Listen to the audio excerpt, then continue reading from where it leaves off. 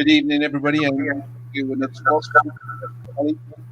And I'd like to have two brilliant guests on tonight, the fantastic Alexei, Sayle and Dent, Coad, who have both been on the program previously, and we have them on to talk about a couple of things which, as we found out just before the program went live, there's a bit of a link on that may come up or not. I will leave it up to Emma as to whether she brings that up. But welcome, everybody. If you're watching the program, thank you very much for that. Do tune in, do share, do the subscribe bits and pieces on your preferred social media channel. Make sure you keep up with our output, and do remember that you can take part in the program through the comments, and we will field as many of those throughout as we can, just by commenting on the social media feeds as the program is coming through. Alexei, we're going to go to you first, because just in case you have to get away later, but your podcast is one of my staples of the week now, or two, well, a couple of podcasts actually, but particularly or a couple of programs on YouTube, but particularly your podcast. I like to listen to you while I'm out for a walk or whatever.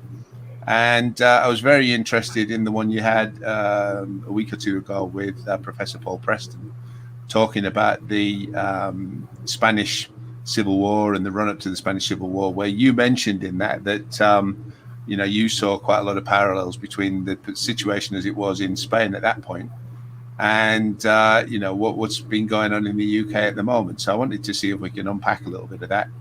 Sure. And see what you mean. I don't want to preempt your podcast, because I dare say you'll be talking about it at some point there as well, but we will give that plug while we're here, and make sure people are listening in and they can get a bit of a foretaste here to see what it's going to be about. So, I mean, just in broad terms to start with, tell us a little bit about what went on there and what you see. Yeah.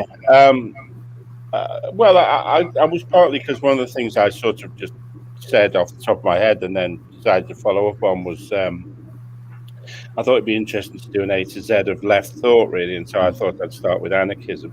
And one of the things that I'm doing with my podcast is it's actually a way to meet interesting men. So I just thought, well, I've always admired Professor Preston, partly because he's a Scouser, but also if you live in Spain some of the time, which I do, he's a superstar there, and there's not many Everton fans who are superstars in Spain. So I just contacted him, and he was very keen to talk. So I did a long, kind of long interview with him, and very briefly, that he lived in Spain from the 60s. He's a huge fan. He speaks fluent Spanish and Catalan, and he's an expert on. He wrote the first book really about the Spanish Civil War after Franco's died, and that kind of blew open the doors of it. He changed, I think, the way that the nation talked to itself, really, because up until then, people had stayed silent about what they've been through during the Franco repression. So that was, it's a very powerful thing to change a whole nation's kind of mindset in a way. But also, I thought that he would talk about, Spain is the one country where anarchism, I think, was a very powerful political movement.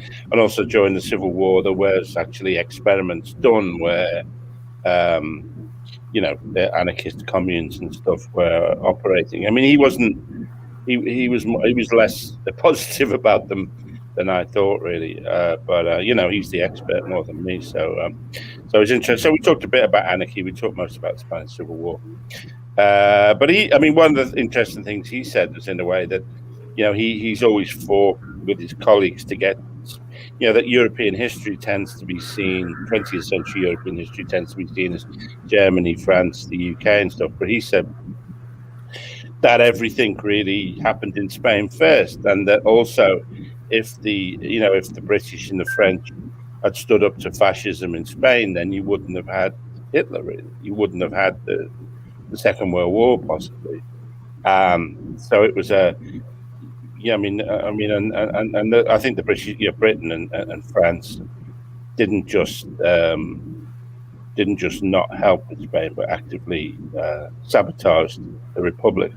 And it was a failure to deal with that really led to the rise of Mussolini and to Hitler, really, and that's something that is never said in our kind of patriotic kind of media discourse, historical discourse, that if we'd been firmer over Spain and supported what was democratic government, democratically elected government, and not, although it had communists in it, it wasn't communist itself.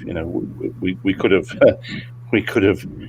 short-circuited a lot, possibly short-circuited a lot of the terrible things that happened in the 20th century. So it's a fascinating discussion, I think. Yes. Yeah. Absolutely. Well, one of the bits that really stood out for me was where you were talking about, I don't know how much of it was tongue in cheek or not, but the two parties, essentially the Conservative Liberals and the Liberal Conservatives. Yeah. And barely a fag paper between them, and they used to occasionally kind of swap.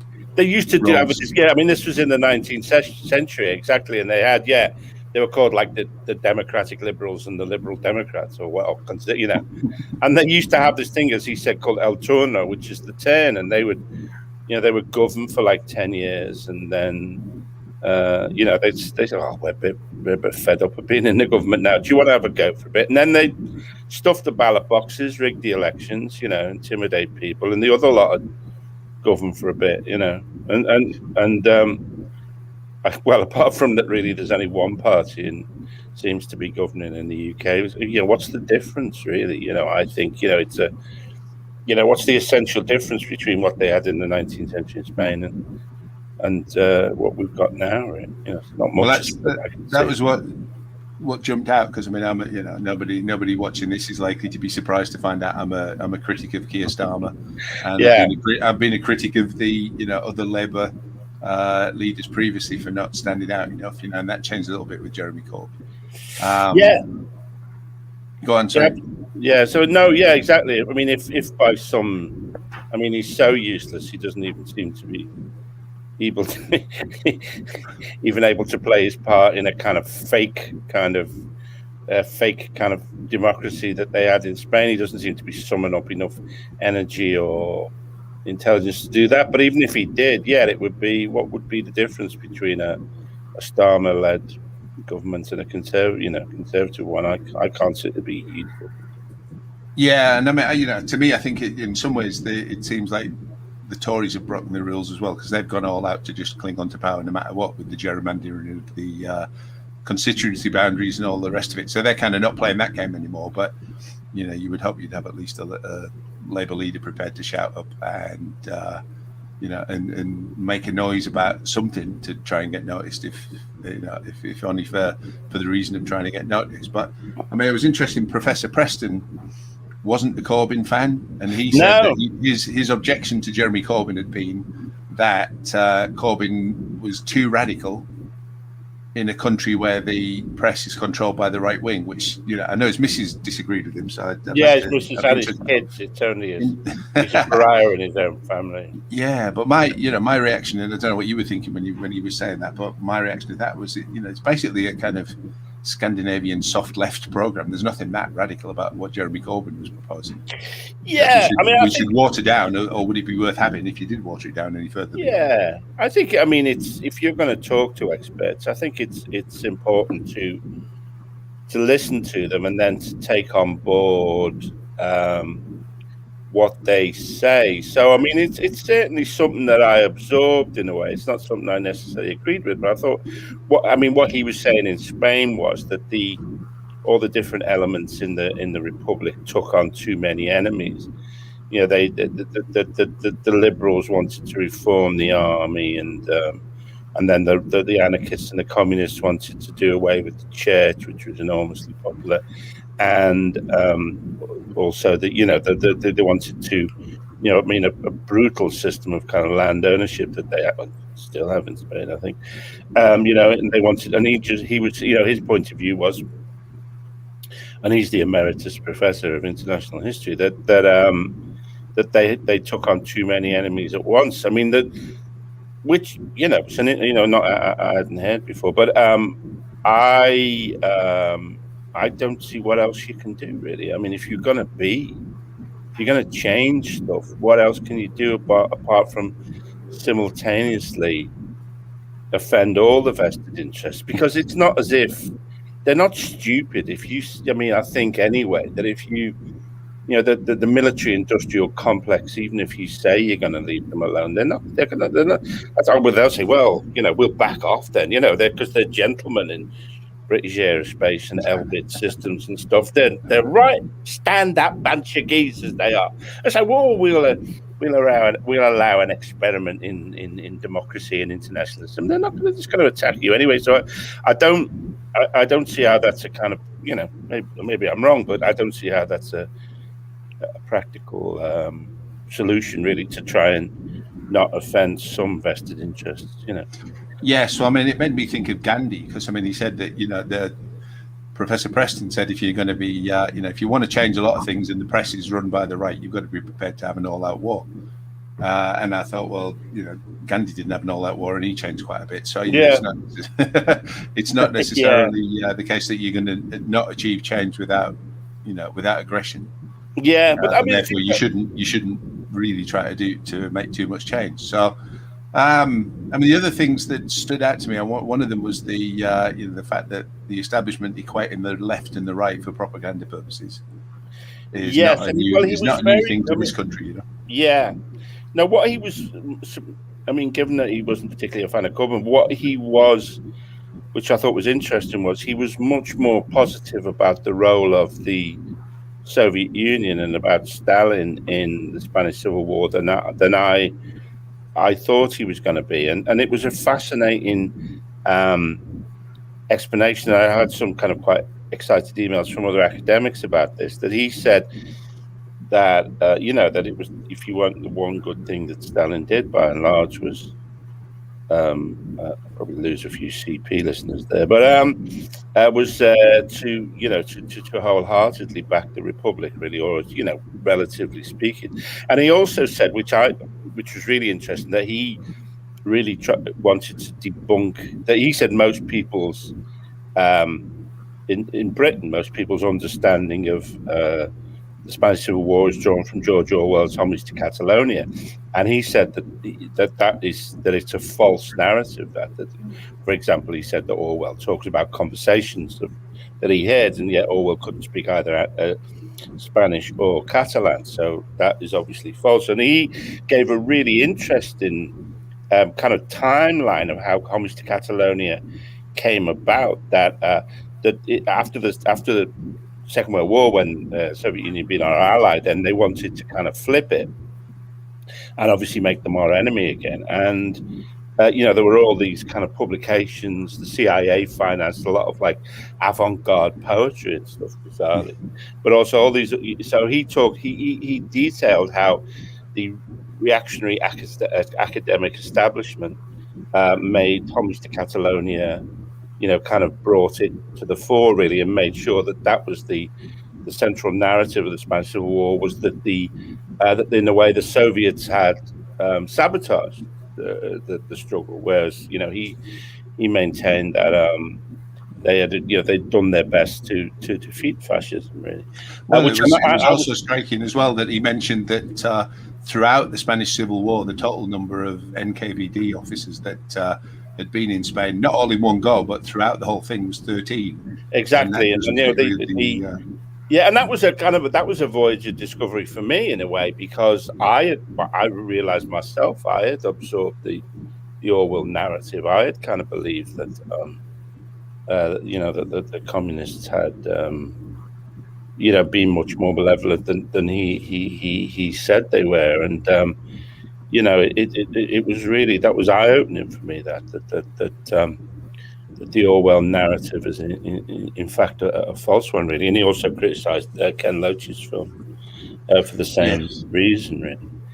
That was Emma, you look a little bit as though you're kind of itching to come in on something there. Am I reading this? No, I find this fascinating. Thanks so much for bringing this up, Alexei.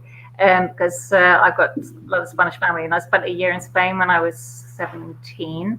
So that was the olden days under Franco. I think there are various things that we forget from our our contemporary standpoint. One of them, which is Spain is huge and very poorly connected, and especially then it was very, very poorly connected. So it was, any communication was done by literally little boys running around with bits of paper. between villages or whatever it may have been.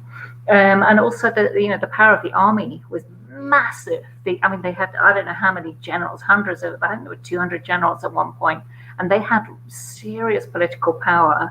So, and that also they could move between places quite quickly. So there were a lot of things, and also there were an awful lot of really interesting political groups on the left.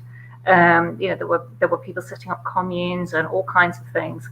So I've done a lot of looking at the social program of the Republic, which was really, really fascinating. They were giving people free holidays and building holiday villages and improving their life. And it was really, even when I was there in the 70s, it was really very much outside the cities, a third world country.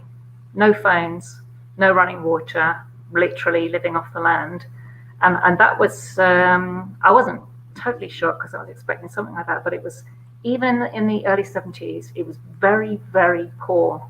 And where one of the places I stayed, I discovered afterwards, had been one of the hotbeds of left-wing activity, and my cousins not being on that side at all. So it was all quite a learning, and I found it was quite something to have been there at that time. Actually, just the social restrictions and so on. A woman to go out on the street on her own.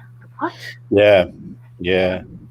Funnily enough, actually, I was at a wedding over the weekend, and there was a guy there who was not political at all, but owned a bar and a tennis club and stuff in Mallorca.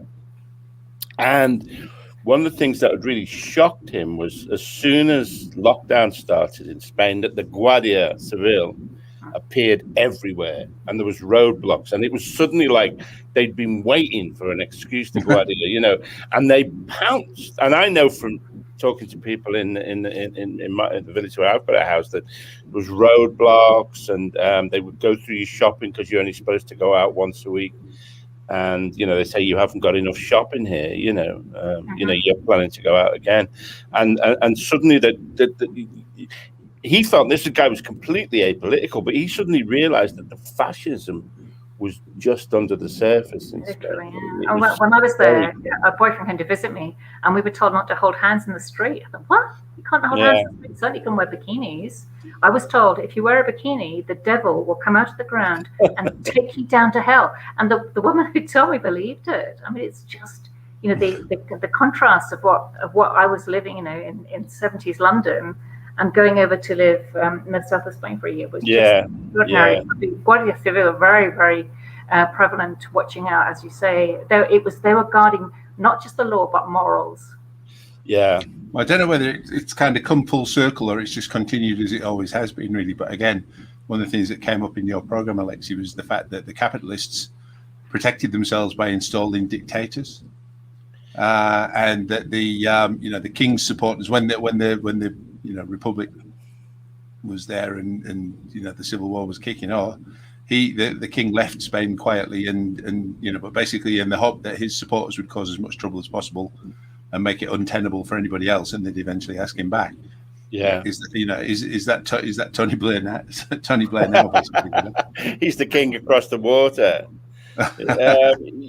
Maybe, yeah. I hadn't made that parallel, but yes, certainly. Yes, I never thought of that, but yeah, maybe. Well, maybe you did, because she said that it was like Tom Watson. So, well, any we see the left behind trouble calls. Negative about Tom Watson. But it's interesting. And the other thing, from a more hopeful point of view, was the fact that in those days, as in the beginnings of the Labour Party. I don't know if either of you have been aware of the kind of this new group emerging, the ordinary left, as it's termed, aiming to try and drag the movement, if not the party, back towards its working class roots, essentially. And the professor said that the socialists, as opposed to the anarchists, were rooted in the mines and the shipyards. And that seems to have a lot of parallels. I think it was there was several shipwrights and several miners in the first intake of MPs in 1906 for the Labour Party. Yeah, and he very interestingly talked as well about, I think the discussion about how several of the really talented military commanders in in the Civil War had been, just illiterate sometimes, mine workers from Asturias or whatever, and had displayed extraordinary kind of capacities for generalship, which they'd obviously picked up. They just came very naturally to them. So there was that ability in the Spanish working class, and in any working class. I think if an opportunity arises, you don't have to have done PPE at Oxford to be a great economist, or a great politician, a great strategist. I think that those people exist, and obviously we have a very different workforce now. We don't have neither Spain nor the UK has the shipyards. I mean, they have more shipyards than we do, but you don't have that industrial proletariat anymore. But nevertheless, there is that huge well of talent within the working class, and to bring it full circle, a huge well of talent that the Labour Party seems intent on ignoring. Really. Yes, well, those guys got crushed thoroughly by the establishment as soon as they'd served the purpose, essentially, didn't they? So, yeah. Sorry, Emma, what were you saying? So I was going to say the fascists used illiteracy as a weapon of war, and they actually stated it. They put posters up and so on, and the Republican Army used it as as a counterattack. So they would send books to what do they say? Soldiers, educate yourself or something. They sent books to the front line, and people would go and teach them to read. Yeah, and they did it. I mean. So parallels now are really interesting, actually. Yeah. About education, but it was actually a policy to keep the so-called lower classes illiterate. I find that really shocking. Well, yeah, I mean, and it's a policy now in a way to keep. Well, certainly sometimes seems like a policy. If I might be negative about state schools, but yeah, I mean the bit I want to round off this part of the discussion on really is was the other thing that the Professor Preston was talking at length about, the as he saw it, essentially the whole thing was doomed from the beginning because the groups couldn't organize among themselves and weren't able to kind of coalesce around something to actually get stuff done and combat what else was going on. So I mean, is that just the fate of the left? Is there any way that the left in this country can actually do something effective to organise and get itself? Well, I mean, that's a great question, isn't it? Really, because I mean, it seems to me that that people, I mean, I've talked a lot about this on my podcast. That the people on the right, I mean, both the right wing Labour Party and a great many people, most of the people in the Conservative Party are just horrible people. They're just awful, vile individuals, whereas most people on the left, not everybody, but most people on the left, I think, are decent. That's one of being the moving things about the kind of Corbyn years, is that it's just the absolute decency of the people that I've met, within both on the left, the Labour Party, and obviously in other struggles. But, and I don't know whether it's a kind of byproduct of their awfulness that they seem that the right evil seems much more organized than goodness, really. And that is the central question of how the left can, why can't the left form the Labour Party, but like a real one? And I don't, I mean, I know you've got you've had some of this with, the guy that you were supporting with Unite, really, but still there's, and with with Unison, was it the other trade union that where there was like 79 left-wing candidates and one, and the other candidate from the right who was, basically. Yes, well, I mean, the main problem in Unison, certainly as I was analysing it before the results happened, was that the candidate that obviously had the grassroots support was one guy, the one that certain people in the kind of left establishment, such as it is, wanted to stay in, clearly wasn't going to win, but then by staying in took away enough votes from the guy that we ended up with a right winger again. And I don't know whether that's just a function of maybe left. I mean, because the one thing about left wing, they're not in it for personal advancement. They're not in it for kind of the evil, manipulative methodology that the right has. They don't want to abuse people, but they do, I suppose, think that they're right. And I wonder whether thinking that you're right and being right, I mean, literally being right, being on the right, doesn't stop them effectively, coalescing, because they think it's like too important, maybe, that they've got to get exactly the right line out there with, not being able to think, well, this is more or less, but this kind of chimes more with what I believe, obviously, than some right-wing ideology, and being able to kind of give a little more, I don't know, Emma, you're in it, I'm not in it. So. Yeah, I mean, I have too nice to be good organisers. It's an issue, actually. I do wonder sometimes if some of the battles that we get into is that the people who aren't very nice, and it's not all the right, but quite a lot of the right, as you're saying, they're more ruthless than we are. And I have plenty of ruth, I really do. My principles are holding me back all the time from doing the cut and thrust that maybe I should. Because the other thing is that, unfortunately, if you stoop to their level, then you become them, really, and that's always, I think, one of the problems that revolutionary movements have faced.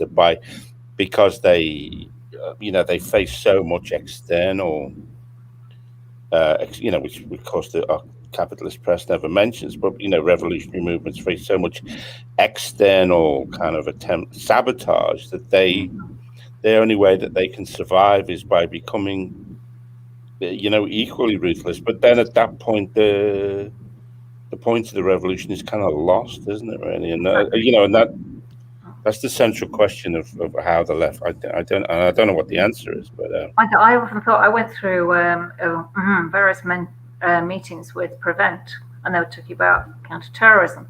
And they were talking about that, what sucks people into it. Well, I'm not a fan of Prevent, believe me, but it was really interesting.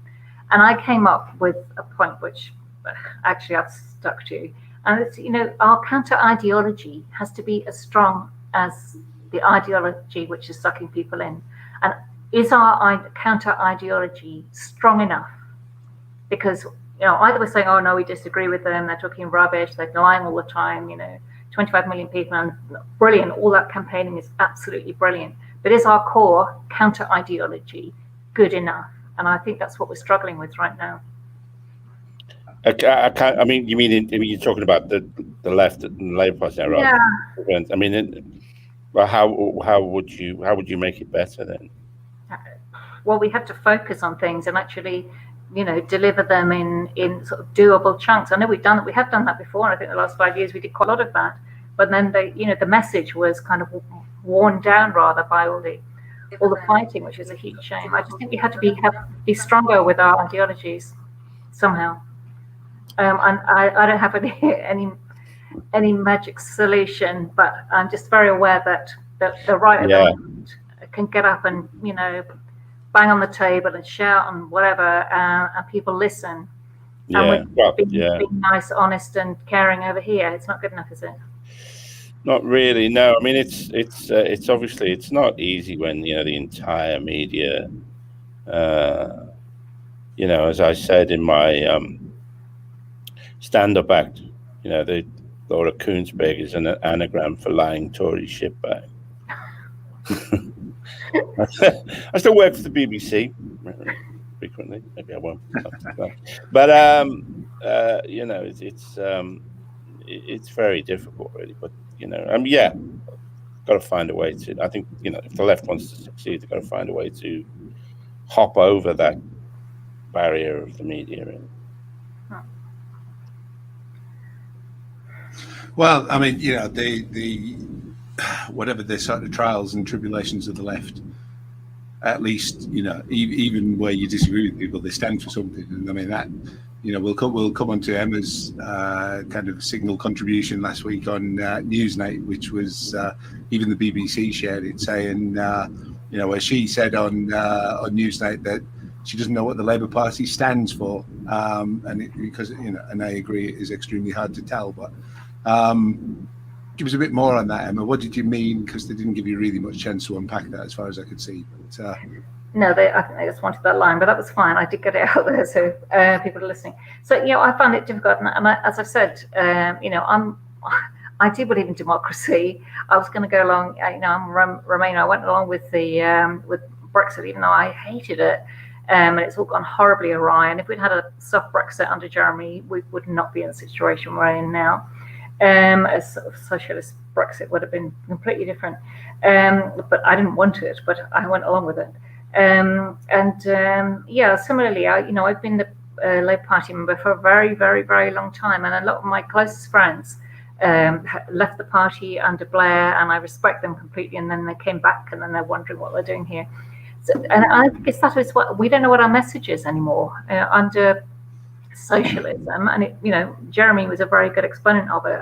But I've had those same politics for a very long time. We had Tony Benn in my constituency. We used to campaign with him. Amazing man. And I was blessed to have a few years out campaigning with him.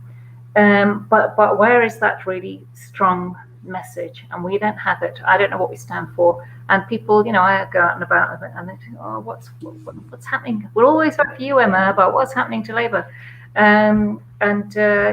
This is the thing. What are we standing for? All these things are happening around here. Obviously, it's a lot to do with building safety and fire safety and so on. Grenfell happened just three streets down the road from me. People are very anxious about their buildings. We had a partial building collapse around the corner. It was in the papers, literally around the corner from me. People are afraid, and I don't think Labour Party is speaking out strongly enough to say, number one, people should be safe in their homes. They need to be safe. They need to be secure. They need to they need to say, for people to flourish, you should have a stable tenure that you can afford. Otherwise, how can you possibly flourish? How can you do your best? How can you contribute to? Even on basic financial terms, it's a complete waste of people. And I see that a lot of people in homes falling around them, or they've been affected by Grenfell Tower, whatever it may be, and their lives are really messed up. They're not performing the best they could, whatever it is. They may be working for charities or whatever. They can't even do that because their lives are so insecure, and that's just, I'll say it's counterproductive. I just don't understand just the basics. We want to be housed, fed, and we need the national health for us when we need it. We've got 23 food banks in the Royal Borough, 23 food banks. And somebody just down the road set up a baby bank because people didn't have clothes for their babies. Isn't some of that the parallel to what you were talking about, where illiteracy was used as a weapon of war, though, by the right? That if you keep people worried about where their next meal's coming from, worried about where they're going to live in 6 months' time, worried about this and this and this, their mind's going to be on that. It's not going to be on how do we, get rid of this government and replace it with a better one. How do we actually change society for the better, etc.? Because it's all about survival. Yeah. And I think there's a bit of bread and circuses going on, obviously, all the time, where they're trying to keep people distracted and entertained with other things. But there's also this constant thing, I think, of putting people in crisis mode constantly, because then they can't think bigger than just surviving the crisis. Exactly. No, I do think that's deliberate. I really do. I think it's deliberate around here. I'm sure it's deliberate in lots of places. Kensington and Chelsea is a kind of microcosm of everything that's gone wrong, I think, in the country under the Tories. It's so bad. We have the ward that I represent, the top of Portobello Road, has got one neighbourhood which is the poorest neighbourhood in the whole of London. That's in Kensington and Chelsea. How on earth did that happen? I do know how it happens, actually, because I know what they spend their money on. I've been on the council for a long time.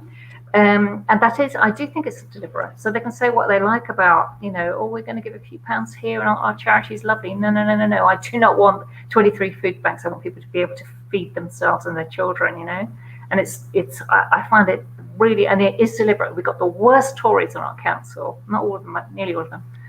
And they've just swallowed that whole neoliberal position whole. And the way they talk about people is despicable, actually. It really is. And I've witnessed some of the disdain that they hold for the lower orders here. Really shocking, really shocking. And they're these peopling, awful. They just other them, you know. And we have a lot of genuine One Nation Tories who can't stand that. Makes their toes curl, actually. Don't like it at all. Steve, I've got to go, sadly. All right, mate. Do you want to give a quick plug for where will people find your podcast? Yeah, just go to Alexei Sayle podcast and they'll find the bike rides that I do, and also the podcast on Thursday. Just because the bike rides, I'm joining the commentary team of the Tour de France on Thursday. All right. Because Chris Boardman and Ned Bolting are such fans of my bike ride, so that's two more interesting men who I've met through my podcast. Well, I'll give it a personal recommendation. I'm definitely a fan of both of those. So good luck with that and everything else you're doing. And thank you very much for coming onto the program, and enjoy the rest of the evening recovering. Yeah, well, now I've got part of the proletarian struggle. I'm filming something tomorrow. I've got a 6:15 pickup, and I haven't learnt my lines. So oh God! Right, okay, that's where I've got to go now, and go to bed in about 10 minutes, and then learn my lines. Good luck with that, then, mate, and thank you for coming on. Yeah, it was brilliant as always. It's always a pleasure, and Emma, I've always admired the work that you've done and stuff like that. And thank you very much. Yeah, huge honor to be on with you. Yeah, I will see you all soon. Okay, thank you. Take care, mate. Cheers. So yeah, it's a shame he had to go just then, because it was the other part of what you said on Newsnight, certainly the bit that stuck out for me was about toxicity in the Labour Party. So and some people say, well, how do they manage to be toxic and not stand for anything at the same time?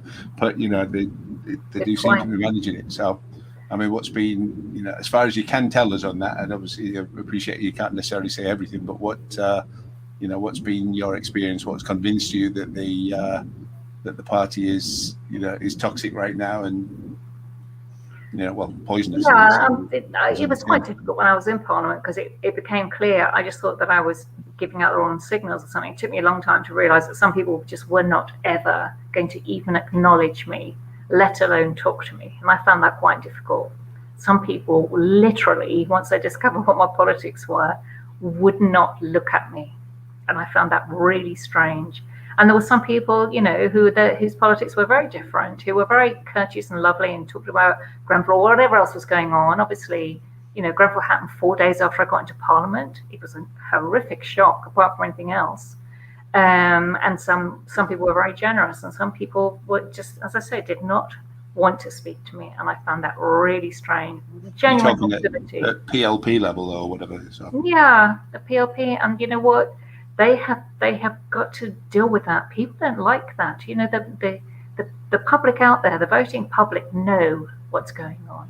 They may not know everything, but they know it's not nice. And how are we going to encourage people, good people, to come into Parliament and say, you know what, you come into Parliament, you get lots of support, you'll be shown around, they'll teach you the works. I was unprepared. I didn't think I was going to win, right? I was completely unprepared in that way. And then we had Grenfell as well. It's not a welcoming atmosphere on the whole. The training was not good. You're expected to have known from birth that you're going to do that and studied all the books and so on. So there's that side of it. But also it's just the atmosphere between people. I thought, why can't we agree to disagree, decide what we have to do, and then do that? Maybe I'm a bit simplistic about that, coming from an academic background. I think it's quite healthy to discuss and debate and disagree, and I know academics get very heated sometimes, but that's one thing I found really difficult, that people wouldn't agree to disagree. And we have that in some of our own group. Our CLP is pretty solid, actually, left, and always has been. It used to be 2 left for me when I joined it in the 80s. My goodness. But if people don't agree with that, they suddenly, as I say, the whole thing does get toxic, and it just puts people off. You come to meetings and people just losing their temper and all the rest of it, being unpleasant to each other. It puts people off and they stop coming. And sometimes that's deliberate, and that's not good. We've worked really, really hard to make our meetings welcoming, and that has to be done everywhere. Everybody should feel welcome wherever they're from, even if they're shy or whatever they look like or whatever their religion or anything else. We've worked really hard over the years to do that, and we're a much, much better place, so people can speak out. But that's not how it is in the Labour Party. You have to be, it's like Mean Girls. How did Mean Girls get the? Why did we follow the Mean Girls script? That's what it feels like sometimes. Yes. We're not adults. We're like, ooh, she's in, she's out. Oh, look, she's lost weight. Ooh, she's curled her hair. Whatever it is, sheer nastiness. And maybe it's just human nature, but if that is human nature, there's some not very nice people in politics. That's not good. Well, I mean, Alexei, who's just left us he often mentions in his programs that as far as he's concerned, the right of the Labour Party are probably the worst people in politics, in the sense of, you know what you're going to get with the Tory, and at least they're kind of being honest. But, the idea that the toxic people seem to gravitate towards the right wing of the Labour Party for whatever reason, or they become toxic when they're in there, I don't know. But, we're seeing at the moment as well the continuation of the kind of mass war on the freedom of speech and human rights of Labour members at the minute. And, as you said with the PLP stuff, some of that was deliberate. I'm convinced that some of it is intended specifically to try and sicken off and alienate and drive out as many people from the party as possible, so they can wall up the gaps afterwards and just enjoy their own little clubhouse of dwindling importance, but clinging on to their, perceived privileges or whatever it is. What a shame. It shouldn't be a club, should it? No, it shouldn't. But they definitely don't want all the the oiks and the hoi polloi coming in and upsetting the apple cart for them. It's interesting you say oiks, because I do think there's a bit of snobbery. Actually. Well, God, yes, of course it is. Yeah. Because I discovered, I made a joke about it once, because there was a Tory actually in House of Commons one day was taking the mickey out of a Welsh member who she said a particular word, and he was laughing about it, and we spotted him. And a colleague put it on Twitter straight away. Oh, so-and-so said this about them, and he got caught out, and it was very, very bad.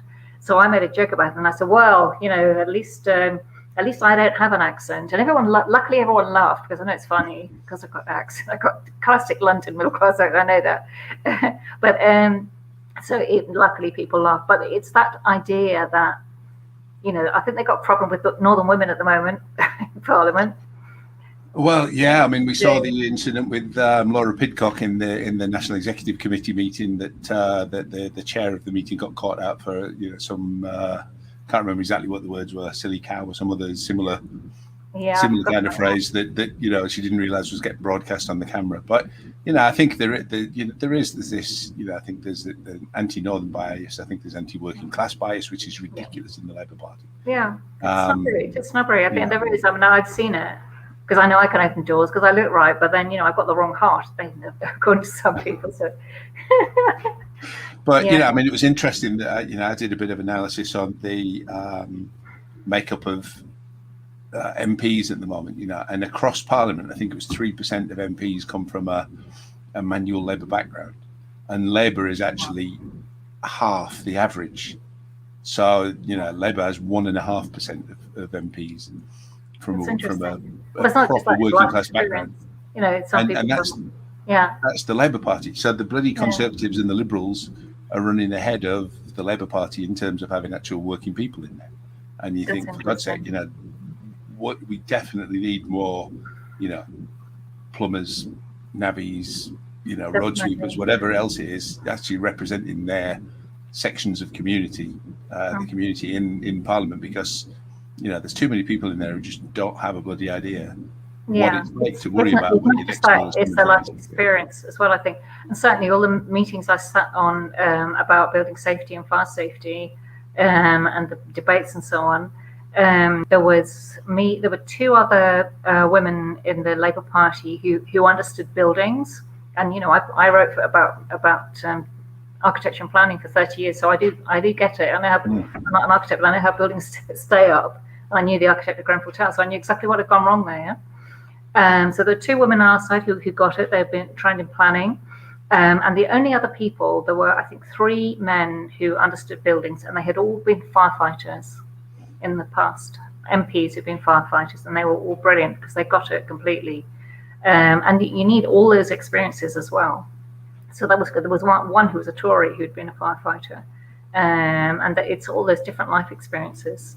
I think it's really interesting to get a complete mix. So, yeah, I mean, I've been homeless. I've lived in a squat. I've done all kinds of things. So I have quite interesting life experience despite how I look.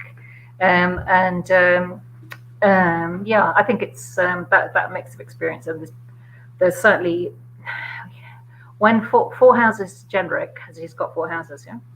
When 4 houses generic stands up and says that people should pay for remediating their own homes, and that's going to cost them £100,000, but it's fine, he's going to give them 10 years to pay it off or something. He does not have a clue. He literally doesn't have a clue. There are people on next to nothing, teachers and nurses, earning very low incomes who've got shared ownership home. They have to pay the full whack of their repairs, and they're ruined. They could be earning 25, 28 grand a year, and they've got a bill for £100,000. He doesn't understand that because he's a multi-millionaire.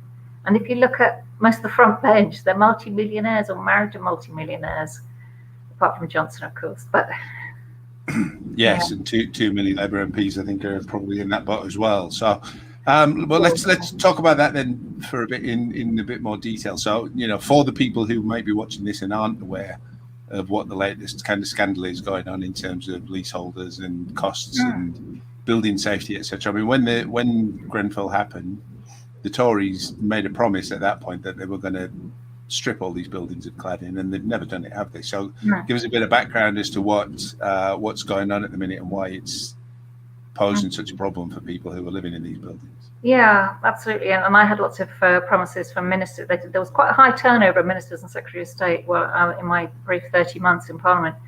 And there were lots of empty promises, to put it politely, made there.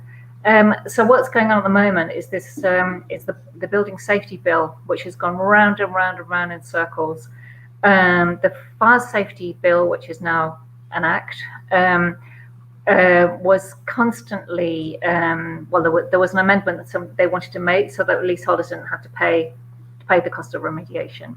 And they said, no, that's for the Building Safety Bill. We're not going to do it there. There won't be a fire safety. We'll do building safety. And now they're kicking it down the line again. So they say, oh no, we're going to give them 15 years to claim the money and so on and so forth.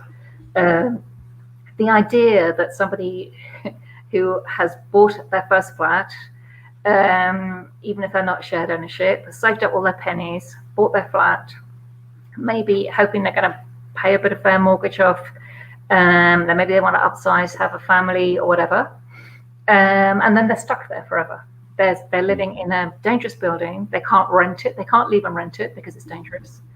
They don't know. I mean, some of the people contact me all the time just to tell me their stories, and I do know what's going on all over the country. It is absolutely destroying people. There have been several suicides, and I'm sorry to say that there's likely to be more if they don't tackle this. Because people are facing 6-figure bills when they are earning, under 30,000, maybe 40 if they're lucky, 45. There's no way they are ever going to be able to pay that off. Why is it their fault? You buy a washing machine, you get a guarantee, and if your washing machine breaks, you can get a new washing machine. You buy a £500,000 flat and it goes wrong, brand new flat, and something's wrong with it. You have no recourse at all. There's virtually none. And then 4 houses, generic, graciously says, well, we're going to give them 15 years to sue them. So how are people going to get any legal recourse? They can't afford the legal fees. It's an obscenity. It's an obscenity. This bill is going to destroy people's lives. There's no hope in there at all for all those leaseholders out there. But there is a bit of let them eat cake about it, really, isn't there? This detachment from everyday reality. Because if it was him, he would go to court because he's probably got it in his back pocket, the costs of hiring lawyers, etc. But I mean, he was caught out, and I can't remember exactly the details. But he was caught out on. He amended that out, and but it didn't sound like that had really happened. I mean, has any more details come out in the day since then as to what's really in the bill and whether it's going to be as bad as, whether any of the bad bits had been removed or amended by the Tories as Jenrick claimed? Yeah, well, they announced it this afternoon, and a lot of people are going through all the detail of it because some of the things were or were not there. And it's going to be debated over some time before it turns into an act. And there's a lot of things, but basically, leaseholders are still going to be screwed. So there are other things. They talk about the future, what they'll do now. They're going to have a regulator, and they're going to check buildings as they're being constructed, and all the things you think, don't they do that already? I mean, I've watched new build going up around here in North Ken. And I can see they're going to leak. And I was right. Sorry to say, I was right. I didn't want to be right, but I was right. They say, oh, no, we're going to have a regulator and they're going to do this. And they're going to, well, why on earth weren't they doing that before? So that's one thing. Maybe that's a good thing for the future. But what about people now? We've got hundreds of thousands of people who are stuck in homes. They're scared. I met some of the people from on Zoom from Newham, the New Providence Wharf. Which had caught fire, and they had terrible stories. They were terrifying. They said if that had happened at night, people would have died. It happened in the morning, and they were getting up. They're not being looked after. Probably it's just the same old story, the Grenfell story, which is that they're just considered collateral damage, actually. And that particular developer doesn't have a very good reputation anyway. I don't want to get sued, but I think it's important that developers who've got these issues ongoing in buildings that they're not putting any funds into should be prevented from getting new planning applications until they deal with their history, actually, because they're leaving a legacy. And this whole generation of the past 10, 15 years, actually, it's been going on for a while. We have a whole generation of shit buildings. There's going to be more falling down. There'll be more leaking. There'll be more, fires started by dodgy electrics. I've seen ceiling collapses and floor collapsing in brand new buildings. And we have a generation of it, and it's a massive, massive problem. And people are I don't think, the government doesn't want to get it, do they? But actually Labour should be getting it, because your home is your home, isn't it? It's where you live and where you need to thrive and bring up your children and rest and so on. And we need to really get on board with that and be much tougher about it, I think. I can't recall hearing the party talk about it. That's they may have done, but certainly not on a high enough profile. And I watch politics in the news, pretty much non-stop, and that's what I do. So, if I haven't heard what the party's saying about it, then ordinary voters, etc., are out there living with this situation. I mean, what if any excuse have the Tories given? I heard Jenrick say that not all taxpayers are leaseholders. Well, not all taxpayers were bankers, as somebody brilliantly pointed out. It didn't stop them, them getting hundreds of billions of pounds to sort out their woes. Well, so why aren't they doing it when they promised they would? They're not going to support leaseholders because some people who pay their tax aren't leaseholders. That's insane. It's like saying, surely it's, I think paying your tax is your membership card for the human race, as far as I'm concerned, actually.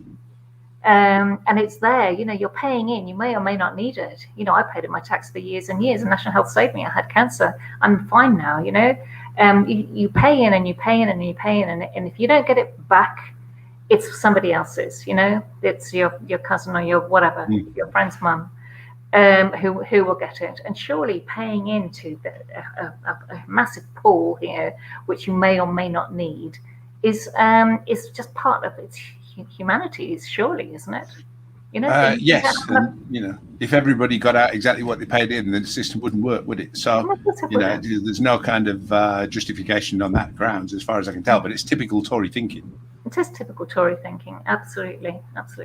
Or typical Tory excuses. I'm not sure they actually believe it themselves, but it's the typical Tory excuse that taxpayers value and all this kind of bollocks. And it's, in the end, there's this, it's you want a functioning society. Everybody benefits from a functioning society, even if you don't benefit from, directly from a particular pound of your taxes, that pound is still holding society up, which makes it a livable place for everybody. So, or that's the idea, at least in the moment. For the last 10 years, it hasn't been livable for anywhere near everybody.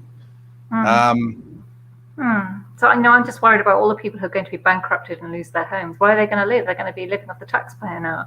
It's just not, possibly for the rest of their lives. They're going to be in such a mental state, could lose their jobs and so on. Yeah, it's crazy. It's going to happen, and it's huge. I really don't think they're taking it seriously like they don't with so many things. And what has the Labour Party said? I mean, you might be better informed than me about it, but what has the Labour Party said? I mean, they will definitely be taking part in the debate this week, so we'll see what the response is. But so they have responded to these things before, but as you said, I didn't understand quite what a priority it should be. Yes. Are they going to boldly abstain again, just in case they offend some people who don't sympathise with? No, it's very difficult. My successor votes with the government every time, and she gets people aren't very happy with her. She gets bombarded by half of North Kent, I think, write to her every time. Well, what on earth are you doing as our MP? You're not supporting. The idea that the MP whose borough contains Grenfell Tower is not supporting people, stuck with hideous costs to try and get rid of flammable materials from the buildings is just mind-boggling. Even if she is a Tory, She's banker. Yeah. So, I mean, we normally like to try and wind up the programme. We've got a couple of minutes left. On a positive note, is there anything going on at the minute which people can cling on to as a ray of sunshine in the whole situation? That's a trick question. I mean, I do think, there's quite a lot actually. I do think the generation sort of 15 to 25 are far more political than they have been for many, many years. Certainly school children are pretty political. And those who've been through uni over the last few years, those who are lied to about the tuition fees, well, that whole generation are far more political than they were during, not altogether blessed Labour years, but things were better. The Sure Start generation, they went through less difficult times. I do think that generation are going to step up. We've had quite a few saying that they may stand for the council, so on. That's just the beginning, I think, around here anyway. And I'm hoping that's happening all over the place. So they're educating themselves, they come to meetings, they speak out, they're confident, and I think that's good. And he's pissed. This government has pissed off all the doctors. Do you really want a whole generation of doctors fighting you? They're not only articulate, they're very, very good communicators. So we need more doctors in Parliament. I think we need more architects in Parliament, actually, or at least one or two on each side. And people like that should step up to change rather than moan. So often I go to conferences and I go to architecturally related things sometimes. I say, we need come into Parliament, speak out, because nobody understands how buildings are made, and we know we have to put this right, and we need to create a new generation of buildings which will nurture people actually, and we're not doing that. So I do think that's positive, that so many people are more politically engaged. Yeah, I mean that's a huge positive. It just makes it all the more criminal that Labour isn't doing everything it can to provide somewhere for these people to go and actually channel all of that kind of passion, commitment, determination to change stuff. Well, hopefully they'll stay in the party and we'll raise the debate. That's what I think we need to do, which is what you're doing, Steve. Thank you. Well, trying, yeah. It's against the flow in some senses, but that's the whole premise of socialist telly and ordinary left, which has started up and which I'm involved in as well. So, I mean, I think there are some hopeful signs. It's just grim situation at the moment by design. I think people, they are trying to sicken people off into apathy as much as they possibly can, and the job of you and people like Emma, and us here at Socialist Telly is is to try to counteract that and keep people fired up and keep people angry, because there's lots to be. If you're not angry, you're not paying attention. It's that kind of absolutely. I'm 100% behind that. Yeah.